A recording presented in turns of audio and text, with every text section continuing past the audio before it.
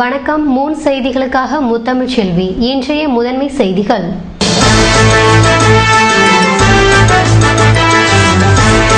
புதுவையில் civil service முதல்நிலை தேர்வு 8 மையங்களில் 3590 பேர் பங்கேற்பு. தேர்வை கண்காணிக்க சிறப்பு பிரிவு.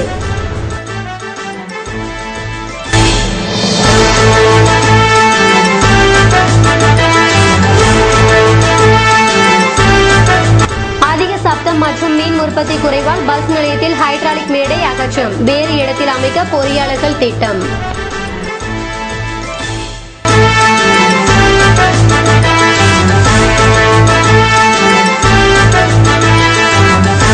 முன்னாள் எம்எல்ஏ ஆதரவாளர்கள் தாக்குதல். நெட்டப்பாக்கம் அருகே உள்ள கல் மண்டபத்தில் பதட்ட நிலையை சமாளிக்க கூடுதல் போலீஸ் குவிப்பு.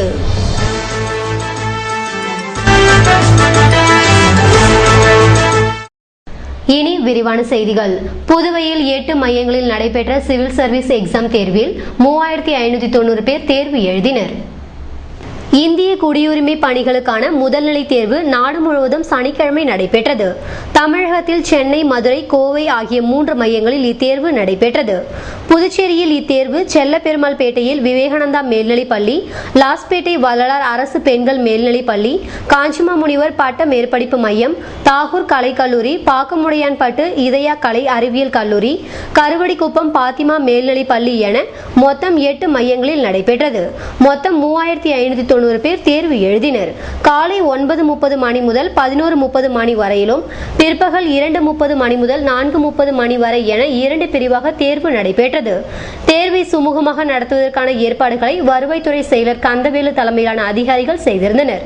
வெளியூர்களில் இருந்து தேர்வு எழுத வருவோரின் வசதிக்காக புதிய பஸ் நிலையத்தில் இருந்து சனிக்கிழமை காலை 7 மணி முதல் 9 மணி வரையிலும், தேர்வு முடிந்து திரும்பி செல்ல மையங்களில் இருந்து புதிய பஸ் நிலையத்திற்கு மாலை 4:30 மணிக்கு சிறப்பு பஸ்கள் இயக்கப்பட்டன. தேர்வை ஒட்டி கல்வித்துறை இணை இயக்குநர் அலுவலகத்தில் கட்டுப்பாடு அறை அமைக்கப்பட்டுள்ளது. அதிக சத்தம், மின் உற்பத்தி குறைவு போன்ற காரணத்தினால் புதுவை பஸ் நிலையத்தில் அமைக்கப்பட்டுள்ள ஹைட்ராலிக் மேடை அகற்றப்பட்டுள்ளது.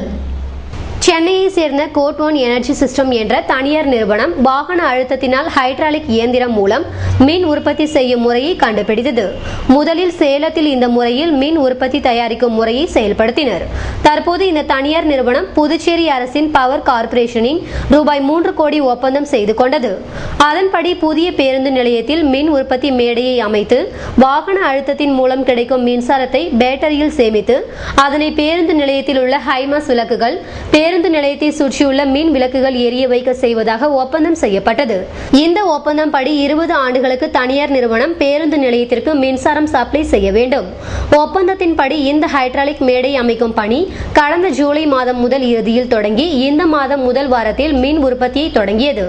இந்த மின் உற்பத்தி மேடை மூலம் ஒரு நாளைக்கு 10 கிலோவாட் முதல் 40 கிலோவாட் வரை மின்சாரம் தயாரிக்கலாம் என்பது நிறுவனத்தின் இலக்காக இருந்தது.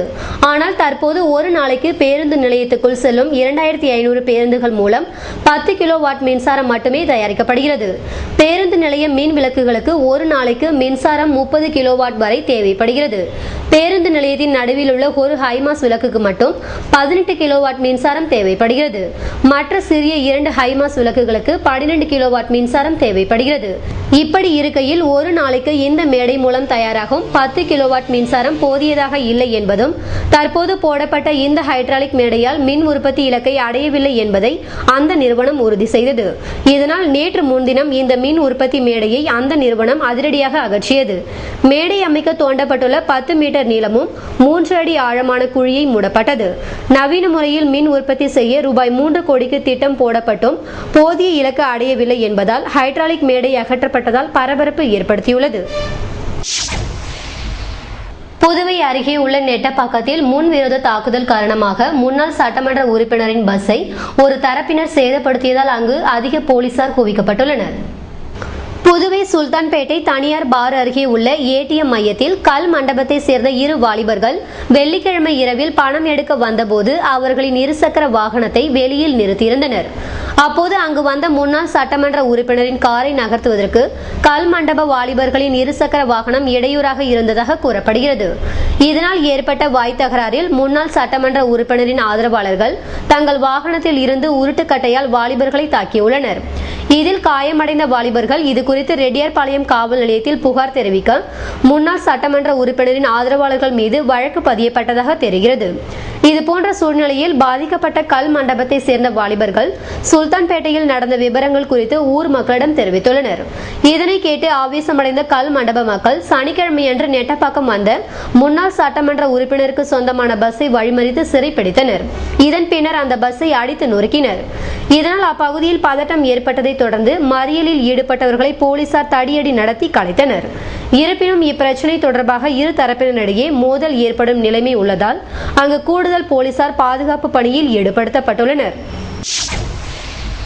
புதுவை அரசு பொது மருத்துவமனையில் நடைபெற்ற மருந்தியல் கல்வி நிகழ்ச்சியில் மகப்பேறு மருத்துவ ஆலோசனையில் மருந்தக எச்சரிக்கை என்ற தலைப்பில் டாக்டர் கௌரிராஜன் விளக்க உரையாற்றினார்.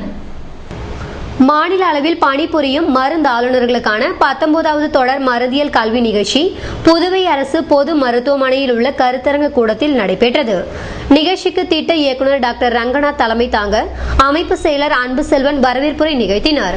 நிகழ்ச்சியினை பாகிரதி தொகுத்து வழங்க ஜான்மில் பேச்சாளரை அறிமுகப்படுத்தி வைத்தார். நிகழ்ச்சியில் ஜிப்மர் மருத்துவமனை பேராசிரியரும் மகப்பேறு மருத்துவ நிபுணருமான டாக்டர் கௌரி துரைராஜன் மகப்பேறு மருத்துவ ஆலோசனையில் மருந்தக எச்சரிக்கை எனும் தலைப்பில் பேசினார். மருந்துகள் பயன்படுத்துவதில் எச்சரிக்கை அவசியம். மேலும் தூக்க மாத்திரையான வலியம் பரிந்துரைப்பதற்கு ஏற்றதல்ல என்றும் நோயாளிகள் மருந்து ஆளுநர் வசமோ அல்லது மருத்துவர் வசமோ உரிய விளக்கங்கள் பெற்றே மருந்து உட்கொள்ள வேண்டும் என்றார். மகப்பேறு மருத்துவரின் மருந்து பரிந்துரையை மருந்து ஆளுநர்கள் விழிப்புணர்வுடன் அணுக வேண்டும் என்று விரிவாக பேசினார். நிகழ்ச்சியில் அரசு மருந்து ஆளுநர்கள் JIPMER, Cluny, Mother Teresa, NRHM மற்றும் தனியார் மருந்து ஆளுநர்கள் கலந்து கொண்டு பயனடைந்தனர். புதுவை கூட்டுறவு மேலாண்மை நிலைய கல்லூரி ஆண்டு விழாவில் கல்லூரி மாணவ மாணவியர்களுக்கு பரிசுகள் வழங்கப்பட்டன. புதுச்சேரி கூட்டுறவு மேலாண்மை நிலையமானது புதுவை மாநில கூட்டுறவு ஒன்றியத்தின் ஒரு அங்கமாகும். இம்மேலாண்மை நிலையத்தில் முழு நேர அல்லது பகுதி நேர மற்றும் வார இறுதி நாட்களில் இளநிலை, முதுநிலை பட்டம் பெற்றும் மற்றும் முதுநிலை பட்ட வகுப்புகளான MBA, MCA, BCA, BSc computer science, BCom, MCom, PGDCA வகுப்புகளை கடந்த 2011ஆம் ஆண்டு முதல் நடத்தி வருகின்றது. அதன் அடிப்படையில் புதுச்சேரி கூட்டுறவு மேலாண்மை நிலையமானது பாரதியார் பல்கலைக்கழகத்தின் கூட்டாண்மை நிறுவனம் அங்கீகரிக்கப்பட்டுள்ளது. கூட்டுறவு மேலாண்மை நிலையத்தின் கல்லூரி ஆண்டு விழா புதுவை மாநில கூட்டுறவு ஒன்றிய கருத்தரங்க கூடத்தில் நடைபெற்றது. இவ்விழாவில் கூட்டுறவு மேலாண்மை நிலையத்தின் மேலாண் இயக்குனர் பாலகிருஷ்ணன், துணை முதல்வர் முத்துக்கண்ணு, கணக்காளர் ஜான் இருதயராஜ் ஆகியோர் கலந்து கொண்டு சிறப்புரையாற்றினார். மேலாண்மை நிலையத்தின் ஒருங்கிணைப்பாளர் ரங்கராஜன் கூட்டுறவு மேலாண்மை நிலையத்தின் ஆண்டறிக்கையை வாசித்தார். மேலும் மாணவர்களின் எதிர்கால வளர்ச்சிக்கான திட்டங்களை எடுத்துரைத்தார். விழா ஏற்பாடுகளை பேராசிரியர்கள் நித்யவதி, ரமேஷ்குமார் மற்றும் மாணவ மாணவிகள் செய்திருந்தனர்.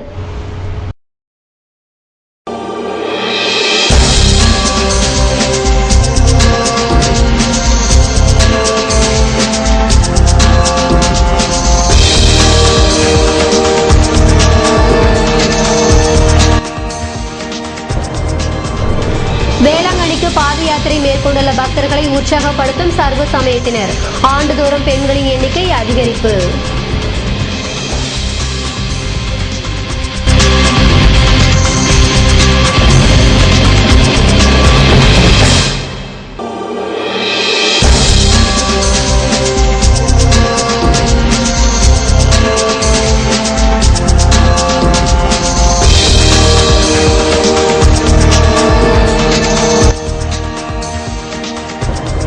ஸ்பந்தன் விழாவால் களை கட்டியுள்ள ஜிப்மர். ஆடை அலங்கார போட்டியில் உயரமாக நடந்து வந்த மாணவிகளால் எதிரொலித்தது விசில்.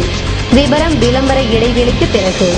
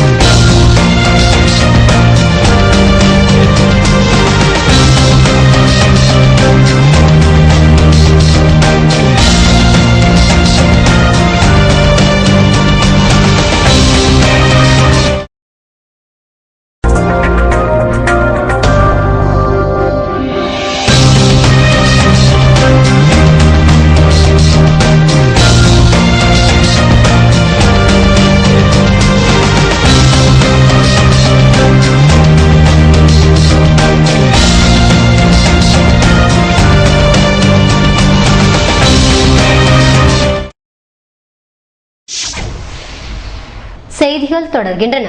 மண்ணாடிப்பட்டு திருபுவனையில் நடைபெற்ற பாமக கொடியேற்று விழாவில் கட்சி நிர்வாகிகள் கலந்து கொண்டனர். புதுவை மண்ணாடிப்பட்டு தொகுதி திருபுவனை விநாயகம்பட்டில் பாமக வன்னியர் சங்க கொடியேற்று விழா மற்றும் பெயர் பலகை திறப்பு விழா போன்றவை ஞாயிற்றுக்கிழமை நடைபெற்றது. இதில் மாநில செயலாளர் அனந்தராமன் மற்றும் கட்சி நிர்வாகிகள் கலந்து கொண்டனர். இதேபோல் வில்லியனூர் அருகே உள்ள மங்களம் தொகுதியில் அதிமுக கொடியேற்று விழா மற்றும் நிர்வாகிகள் சந்திப்பு நிகழ்ச்சி நடைபெற்றது.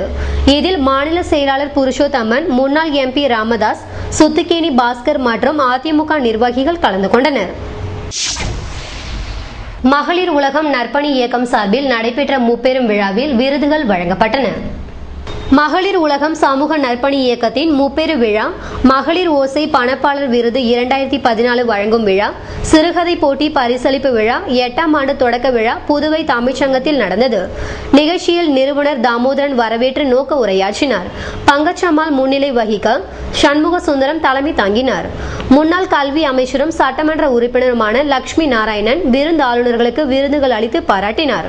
கடலூர் மாவட்ட குழந்தைகள் நலக்குழு தலைவி ஜெயந்தி ரவிச்சந்திரன் சிறப்புரை வழங்கினார். சீனு மோகன்தாஸ் அன்புரை வழங்க, வழக்கறிஞர் விவேகா தேவி, பொறியாளர் சாய் லட்சுமி ஆகியோர் இணைப்புரை வழங்கினர். மகளிர் ஓசை உதவி ஆசிரியர் சங்கர் நன்றி உரை வழங்கினார். நிகழ்ச்சியில் டாக்டர் ரங்கநாத், அயிதா, சீதல் நாயக் ஆகியோர் மகளிர் ஓசை விருது பெற்றனர். புதுவை வேளாங்கண்ணி மாதா கோவிலுக்கு பாத யாத்திரை மேற்கொண்டுள்ள பக்தர்களுக்கு மத நல்லிணக்கத்திற்கு எடுத்துக்காட்டாக பல்வேறு அமைப்பினர் அன்னதானம் வழங்கி வருகின்றனர். நாகப்பட்டினம் அருகே உள்ள வேளாங்கண்ணி மாதா பேராலயத்தில் வருகிற 29ஆம் தேதி கொடி ஏற்றத்துடன் இந்த ஆண்டிற்கான திருவிழா துவங்குகிறது.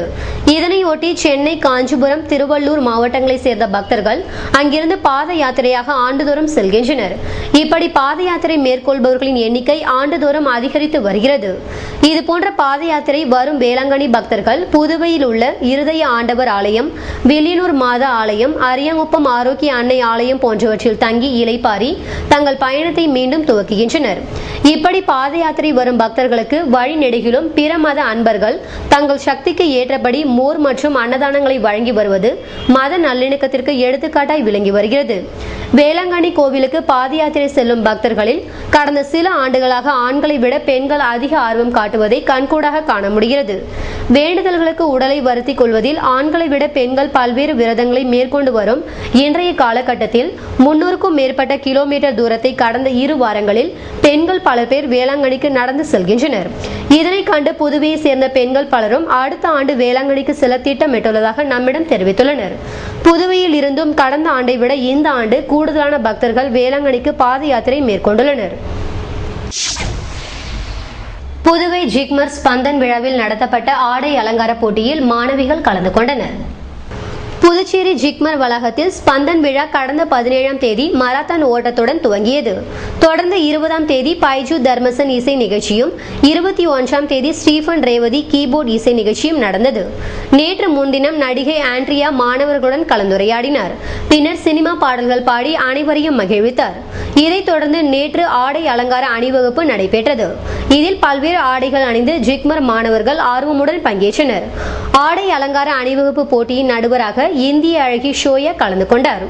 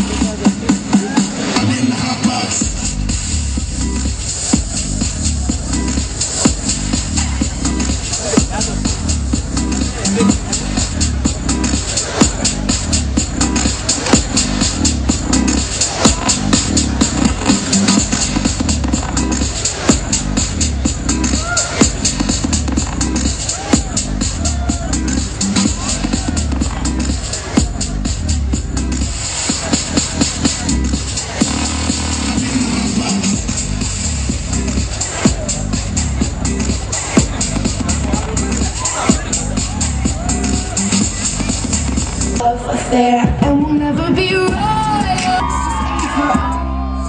We crave a different kind of bond. Let me be your ruler. You can call me Queen Bee, and baby I'll rule. seen a diamond in the flesh. I cut my teeth on wedding rings in the movies, and I'm proud of my address. In the town of town, no postcode every song's like gold teeth, grey goose dripping in the bathroom, bloodstains, ball gowns, stressing on the telephone. We're driving Cadillacs in our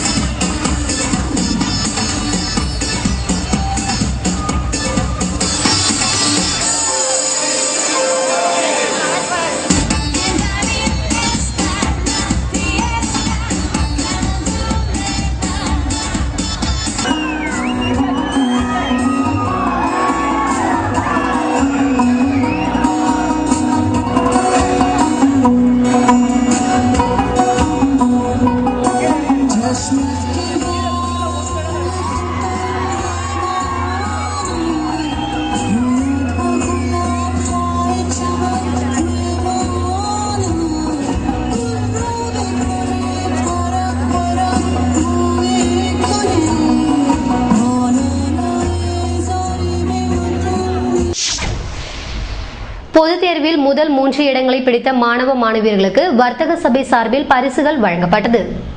Puducherry வர்த்தக சபை சார்பாக 2013-14 கல்வி ஆண்டில் 12ஆம் வகுப்பு 10ஆம் வகுப்பு தேர்வுகளில் முதல் 3 இடங்களையும் 10ஆம் வகுப்பு தேர்வில் தமிழ் பாடத்தில் முதல் 2 இடங்களையும் பெற்ற மாணவ மாணவியர்களை பாராட்டி ரொக்க பரிசும் சான்றிதழும் வழங்கும் பரிசளிப்பு விழா வேல் சோக்கநாதன் திருமண நிலையத்தில் நடைபெற்றது. விழாவிற்கு வர்த்தக சபை தலைவர் செண்பகராஜன் தலைமை வகிக்க துணைத் தலைவர் சேகர் முன்னிலை வகித்தார். பொதுச் செயலாளர் தணிகாசலம் வரவேற்புரையாற்றினார். சிறப்பு விருந்தினர்களாக கல்வி மற்றும் கலை பண்பாட்டுத்துறை அமைச்சர் தியாகராஜன், பாராளுமன்ற உறுப்பினர் ராதாகிருஷ்ணன் கலந்து கொண்டு சாதனை படைத்த மாணவ மாணவியர்களுக்கு ரொக்க பரிசுகளையும் சான்றிதழ்களையும் வழங்கி பாராட்டி சிறப்புரையாற்றினார். ராஜ்பவன் சட்டப்பேரவை தொகுதியின் உறுப்பினர் லட்சுமி நாராயணன் மாணவ மாணவியர்களை பாராட்டி வாழ்த்துரை வழங்கினார். நிகழ்ச்சியின் இறுதியில் வர்த்தக சபை இணை பொதுச் செயலாளர் ரவி நன்றியுரை ஆற்றிய பின்னர் விழா நிறைவடைந்தது. விழாவில் வர்த்தக சபையின் நிர்வாக குழு உறுப்பினர்கள் ராஜா, முகமது சிராஜ், சிவசங்கர், ஆனந்த முருகேசன், சுதாகர், தேவகுமார், ஞான சம்பந்தம், கோதண்டராமன், வர்த்தக சபை செயலர் சுப்பிரமணியன் கலந்து கொண்டனர்.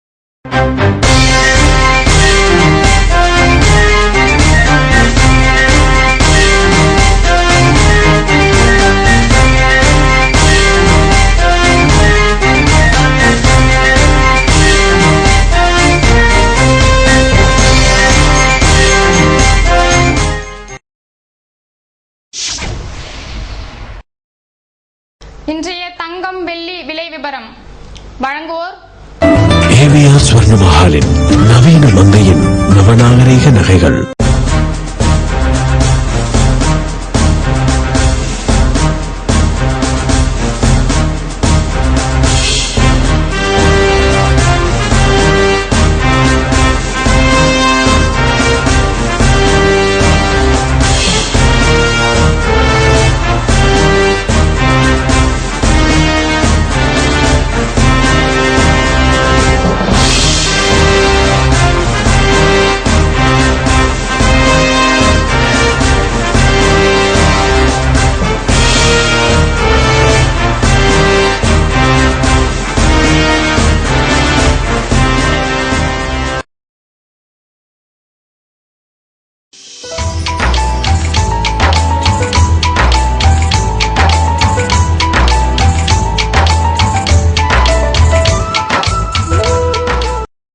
புதுவையில் இன்றைய வெப்பநிலை அதிகபட்சமாக 30 டிகிரி செல்சியஸாக பதிவானது. நாளைய வானிலை 31 டிகிரி செல்சியஸாக காணப்படுவதுடன் வானம் மேகமூட்டத்துடன் தென்படும் என வானிலை மையம் தெரிவித்துள்ளது. புதுவை கடற்கரையில் இருந்து சுமார் 50 கிலோமீட்டர் தூரம் வரை இன்று 3 அடியாக காணப்பட்ட கடல் அலை உயரம் நாளை 2 அடியாக காணப்படும் என்றும் தென்மேற்கு திசையிலிருந்து 21 கிலோமீட்டர் வேகத்தில் காற்று வீசும் என்று சென்னை வானிலை மையம் தெரிவித்துள்ளது.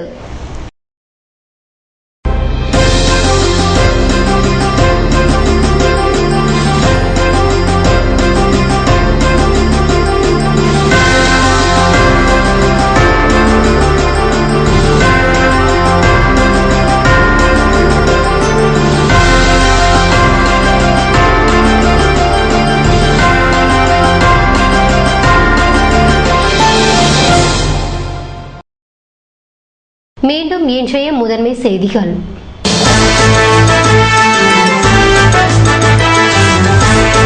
புதுவையில் சிவில் சர்வீஸ் முதல்நிலை தேர்வு 8 மையங்களில் 3590 பேர் பங்கேற்பு. தேர்வை கண்காணிக்க சிறப்பு பிரிவு.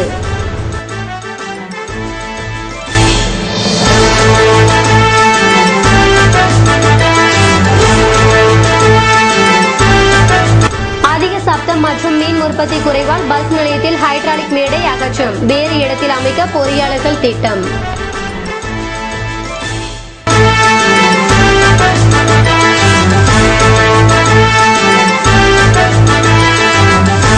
முன்னாள் எம்எல்ஏ ஆதரவாளர்கள் தாக்குதல். நெட்டப்பாக்கம் அருகே உள்ள கல் மண்டபத்தில் பதட்ட நிலையை சமாளிக்க கூடுதல் போலீஸ் குவிப்பு.